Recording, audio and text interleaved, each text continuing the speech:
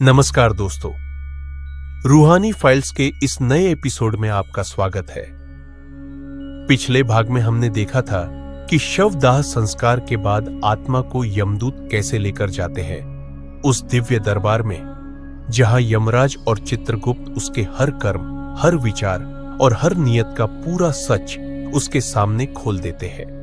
वहीं तय होता है आत्मा का मार्ग, स्वर्ग, पितृलोक या फिर 28 भयावह नरक लोकों में से कोई एक। अगर आपने पार्ट 1 अभी तक नहीं देखा है तो उसका लिंक डिस्क्रिप्शन में दिया गया है, उसे जरूर देखें ताकि ये यात्रा और गहराई से समझ आए। अब शुरू होता है पार्ट 2, जहां आत्मा को पता चलता है उसका अगला जन्म क्या होगा और क्यों कोई मनुष्य बनता है, कोई पशु और कोई किसी और ही रूप में वापस लौटता है। गरुड़ पुराण बताता है कि यमराज सिर्फ न्याय देने वाले नहीं, वे धर्म का स्वरूप है। वे शांत, गंभीर, दयालु और आत्मा के अंतर्मन को देखने की क्षमता रखने वाले होते हैं। उनके सामने जब आत्मा लाई जाती है तो वह अकेली नहीं होती। वहां मौजूद होते हैं चित्रगुप्त, जिनके पास आत्मा का हर कर्म दर्ज होता है। उनकी पुस्तक कोई साधारण ग्रंथ नहीं, उसमें सिर्फ किए गए कर्म ही नहीं बल्कि वे विचार भी लिखे होते हैं, जो तुमने सोचे थे पर कभी कहे नहीं, जो चाहा था पर कभी किया नहीं। सब कुछ उस ग्रंथ में मौजूद होता है। चित्रगुप्त आत्मा का पूरा जीवन यमराज के सामने खोल देते हैं। आत्मा अपने ही जीवन को देखती है, बिना किसी बहाने के, बिना किसी छुपाव के। यह वही क्षण होता है जब आत्मा खुद के न्याय की प्रतीक्षा करती है, ठीक वैसे जैसे कोई अपराधी अपने ही अपराधों के सामने खड़ा हो। गरुड़ पुराण कहता है कि पाप पुण्य का हिसाब गिनती से नहीं, मन की गहराई से होता है। कहते हैं कि किसी ने एक बार सच्चे मन से किसी भूखे को रोटी खिला दी और वह दया इतनी पवित्र थी कि वह एक अकेला पुण्य भी सैकड़ों पापों को मिटा सकता है। वहीं दूसरी ओर कोई इंसान रोज पूजा करे, भक्ति के गीत गाए, लेकिन उसका मन अहंकार से भरा हो तो वह पूजा भी बेअसर हो जाती है। वहां किसी की चालाकी नहीं चलती, वहां शब्दों की बहस नहीं चलती, वहां बस एक ही नियम है, सत्य। और फिर आता है वह निर्णायक क्षण, जब तय होता है कि आत्मा किस ओर जाएगी, स्वर्ग की उजली दिशा में, पितृलोक की शांत भूमि में या नरक के कठिन मार्ग पर। अगर कोई आत्मा गहरे और सच्चे पुण्य लेकर आई हो तो कहा जाता है कि यमराज स्वयं उठकर खड़े हो जाते हैं। वे उस आत्मा को देवदूतों की संगत में स्वर्ग के द्वार तक सम्मान के साथ पहुंचाते हैं, जहां दिव्य अप्सराएं उस आत्मा का स्वागत करती है और वह प्रकाश के सागर में विलीन हो जाती है। लेकिन यदि आत्मा का जीवन पाप और अन्याय से भर गया हो तो उसके सामने खुलता है नरक का मार्ग। गरुड़ पुराण बताता है कि नरक एक जगह नहीं बल्कि असंख्य लोगों का समूह है। हर लोक एक विशिष्ट पाप के लिए निर्धारित। अब सुनिए उन नरकों के नाम और किस दोष की आत्मा वहां भेजी जाती है। पहला नरक, तामिश्र। यहां वे आत्माएं पहुंचती हैं जिन्होंने दूसरों की संपत्ति हथियाई हो, भाई का हक छीना हो या किसी स्त्री का शोषण किया हो। इस लोक में आत्मा को लोहे की जंजीरों से बांधा जाता है और घोर अंधकार में डाल दिया जाता है, जहां समय, आवाज और चेतना सब खो जाती है। दूसरा नरक, अंधता मिश्र।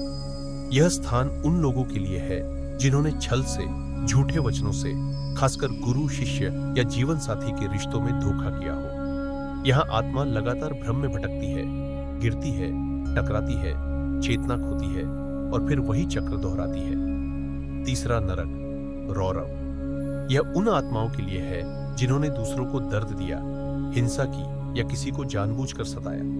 यहां उबलता तेल, तपती आग और नुकीले शिलाखंड आत्मा को निरंतर पीड़ा का अनुभव कराते हैं, लेकिन संवेदनाएं कभी खत्म नहीं होती। चौथा नरक, कुंभीपाक। ये शिकारी, कसाई या वे लोग जो सिर्फ स्वाद या मनोरंजन के लिए जानवरों की हत्या करते हैं, उनके लिए है। यहां आत्मा को बार बार उबलते तेल में डुबोया जाता है जब तक उसकी चेतना बिखर न जाए। पांचवा नरक, कालसूत्र।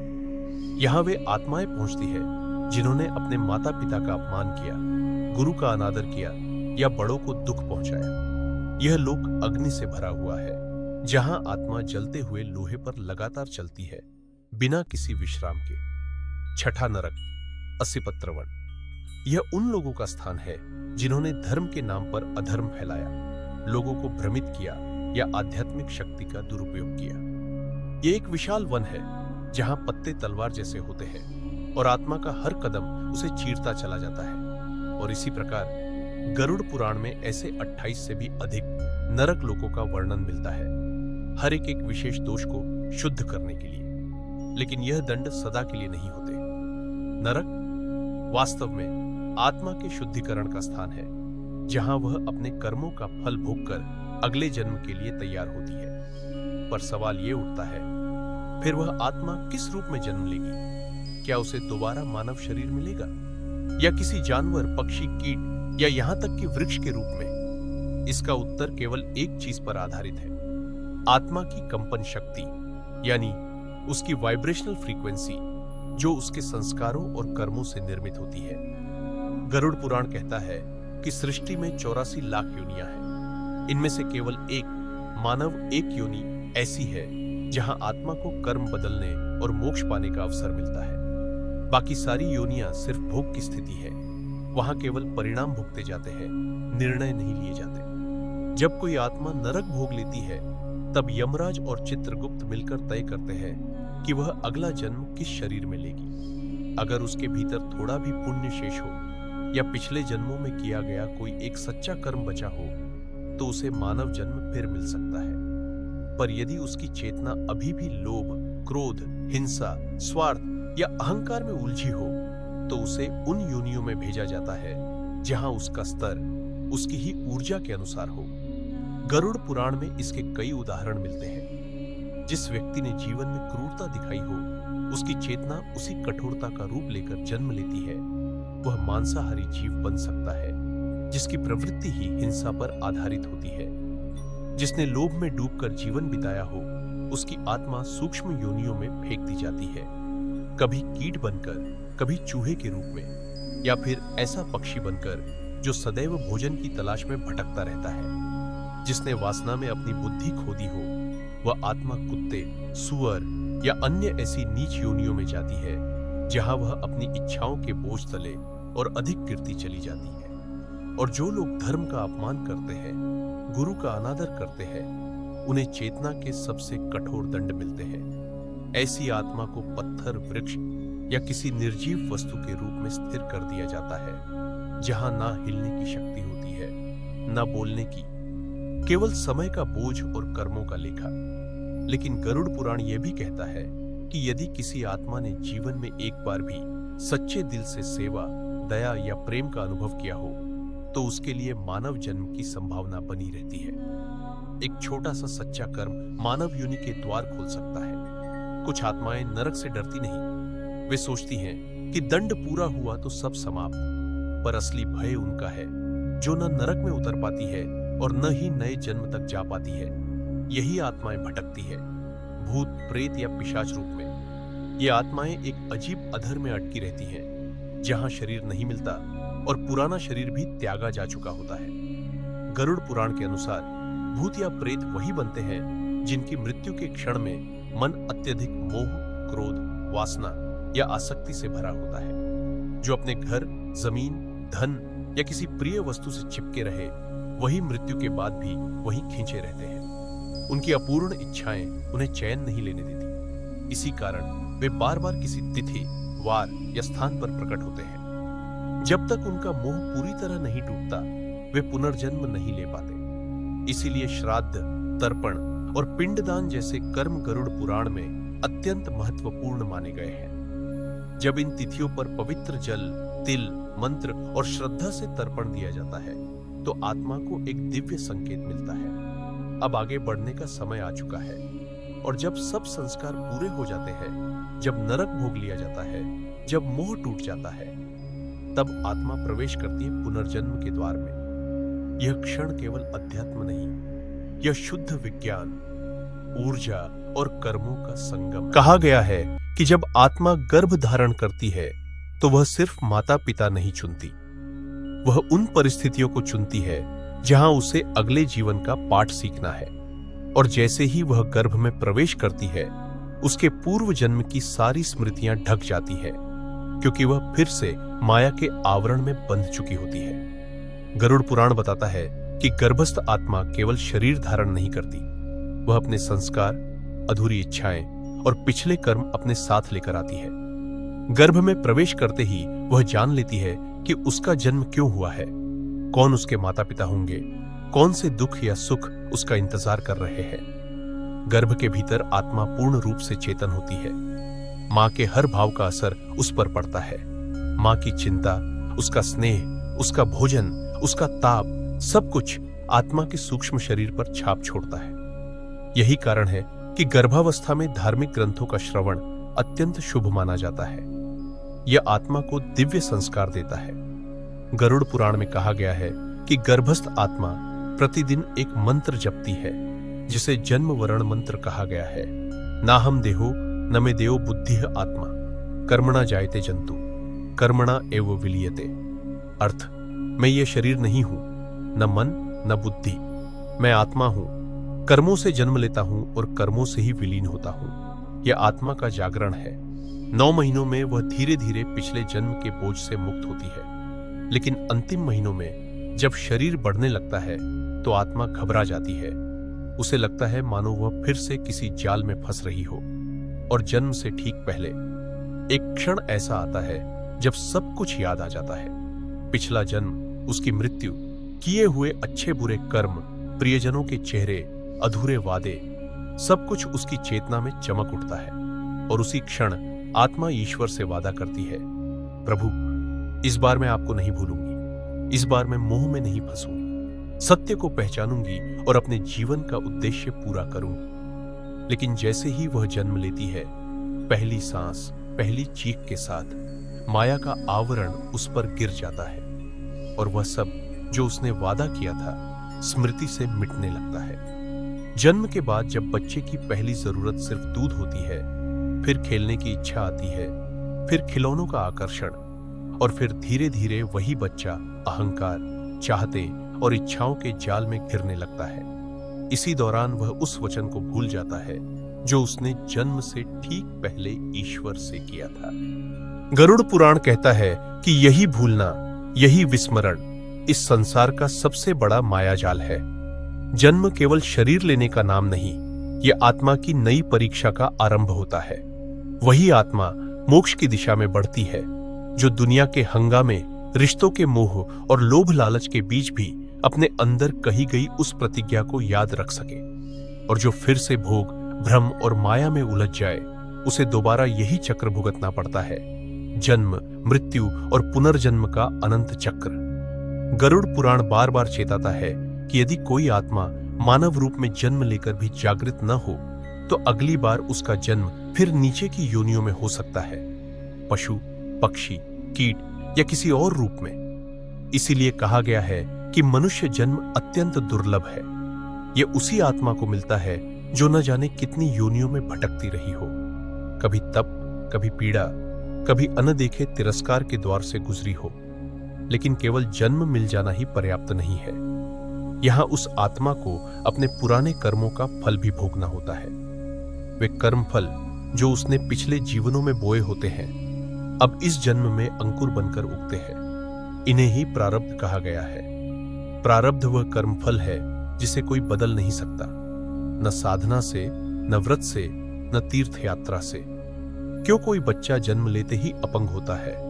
क्यों कोई निर्धन, कोई अनाथ, कोई दुखों में डूबा हुआ जन्म लेता है? और क्यों कोई बचपन से ही सौभाग्य, बुद्धि और सौंदर्य में अग्रणी होता है? गरुड़ पुराण कहता है, यह सब भाग्य नहीं बल्कि पिछले जन्मों के संस्कार है। जो आत्मा पहले जीवन में दान, तप और सेवा में लगी हो, वह इस जन्म में सहज भक्ति, सौंदर्य और बुद्धि लेकर आती है। और जिसने छल, घृणा, अभिमान या अत्याचार किया हो, वह किसी न किसी रूप में दुख भोगता है। लेकिन इस पीड़ा को सजा मत समझो, यह अवसर है, क्योंकि ईश्वर न किसी को दंड देते हैं और न किसी से बैर रखते हैं। वे केवल वही परिस्थितियां दोबारा देते हैं जिनमें आत्मा ने पिछली बार कुछ अधूरा छोड़ा था।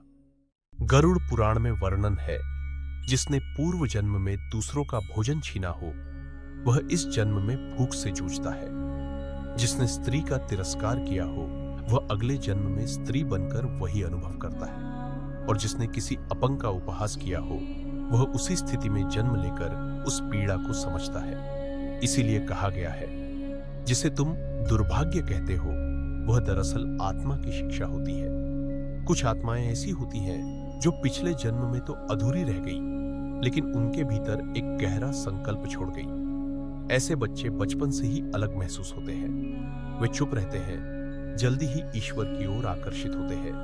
किसी मंत्र की ध्वनि सुनते ही उनकी आंखें भर आती है। गरुड़ पुराण कहता है, ये वही आत्माएं होती है जो पिछले जन्म में साधना के द्वार पर आकर रुक गई थी। इस जन्म में उन्हें अधूरा कार्य पूरा करने का अवसर मिलता है, लेकिन समाज उन्हें पहचानने नहीं देता। उन्हें खिलौनों से बहलाया जाता है, डिग्रियों में बांधा जाता है, और धीरे धीरे वे अपने ही संकल्प को भूलने लगते हैं। इसलिए कभी कभी ऐसे बच्चों को जीवन में जल्दी दुख मिलता है, ताकि उनका मार्ग मोड़ देकर उन्हें भीतर की यात्रा की ओर लौटाया जा सके। गरुड़ पुराण कहता है, जब आत्मा अपने सत्य कार्य से दूर जाने लगती है, तो प्रारब्ध उसे पीड़ा भेजकर चेतावनी देता है, और जो आत्मा उस पीड़ा को समझ लेती है, वही जागृत होती है। पर अधिकतर आत्माएं दुख से भाग जाती है। वे शिकायत करती है, मैंने क्या किया जो मुझे ये जीवन मिला। लेकिन अगर वे यह समझ लें कि हर सुख और हर दुख वही आत्मा खुद चुनकर आई थी, तो शायद वे ईश्वर से लड़ना बंद कर दें और उन्हें समझना शुरू कर दें। गरुड़ पुराण कहता है, जब आत्मा जन्म लेती है, उसका पहला कर्म है स्मरण। यदि वह ईश्वर का स्मरण बनाए रखे, तो प्रारब्ध उसका मार्ग काटता नहीं, बल्कि उसका मार्गदर्शक बन जाता है। लेकिन जैसे जैसे जीवन आगे बढ़ता है, आत्मा नए कर्म रचती है। इन वर्तमान कर्मों को क्रियामाण कर्म कहा जाता है। यही भविष्य के फल बनते हैं, और इसी चक्र में आत्मा बार बार उलझती चली जाती है, जब तक वह यह न समझ ले कि वह केवल शरीर नहीं, बल्कि चेतना की एक अजर अमर चिंगारी है। तब तक वह मुक्त नहीं हो सकती। लेकिन क्या आत्मा सच में इस चक्र से निकल सकती है? क्या कोई सचमुच मृत्यु के पार जा सकता है? गरुड़ पुराण कहता है, हाँ, यह संभव है, लेकिन यह मार्ग सरल नहीं है। मोक्ष केवल एक शब्द नहीं, यह आत्मा की सबसे गहरी यात्रा है। मोक्ष का अर्थ है मृत्यु और जन्म के चक्र से ऊपर उठ जाना, परम सत्य में विलीन हो जाना, जहां आत्मा को न इच्छा रहती है, न भय, न मोह, न अहंकार। ऐसी आत्मा वही होती है जिसके मन में द्वेष न हो, लोभ न हो, और जिसने अपने सभी कर्म पूरे कर दिए हो। गरुड़ पुराण बताता है कि मोक्ष 3 मार्गों से प्राप्त होता है। एक ज्ञान मार्ग, जहां आत्मा यह पहचान लेती है कि वह शरीर नहीं है, तब उसका अहंकार टूट जाता है और भीतर छिपा परमात्मा प्रकट होने लगता है। 2 भक्ति मार्ग, जहां आत्मा प्रेम के साथ ईश्वर को पुकारती है, बिना किसी स्वार्थ, बिना किसी अपेक्षा। यह वह मार्ग है जहां मैं मिट जाता है और केवल तू शेष रह जाता है। 3 कर्म मार्ग, जहां हर कर्म ईश्वर को समर्पित होता है, न फल की इच्छा, न पहचान की चाह। जब ऐसा जीवन बन जाए, तो कर्म आत्मा को बांधते नहीं, बल्कि मुक्त करते हैं। जब इन तीनों मार्गों का संगम आत्मा के भीतर होने लगता है, तो वह धीरे धीरे शुद्ध होती जाती है। एक दिन ऐसा आता है जब शरीर गिरता है, पर आत्मा रुकती नहीं। वह सीधा उस प्रकाश की ओर बढ़ती है जहां न यमदूत होते हैं, न वैतरणी, न नरक, न स्वर। वह सीधा ब्रह्मलोक की दिशा में जाती है। गरुड़ पुराण कहता है, उस क्षण देवदूत स्वयं आते हैं और आत्मा को उस शाश्वत प्रकाश में ले जाते हैं, जहां कोई प्रश्न नहीं, कोई निर्णय नहीं, बस मौन होता है। वही मौन जिसे शास्त्र शिव कहते हैं। वह आत्मा उस मौन में ऐसे विलीन होती है जैसे एक बूंद विशाल समुद्र में मिल जाती है।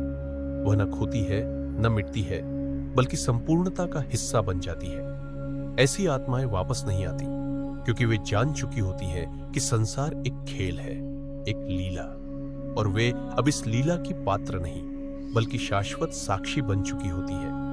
मोक्ष पाने वाली आत्मा कोई विशेष नहीं होती।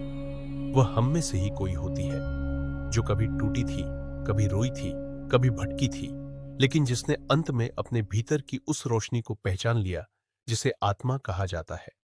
तो मित्रों, मृत्यु केवल देह का अंत नहीं, यह आत्मा की अगली यात्रा की शुरुआत है।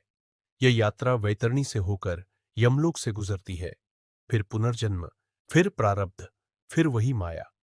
पर जो आत्मा इस चक्र से ऊपर उठ जाती है, वही सच जानती है, वही मुक्त होती है, वही लौटती नहीं। यदि इस कहानी ने आपके हृदय को छुआ है, तो इसे किसी और आत्मा तक पहुंचाए। हो सकता है उसे भी यही स्मरण सुनना था।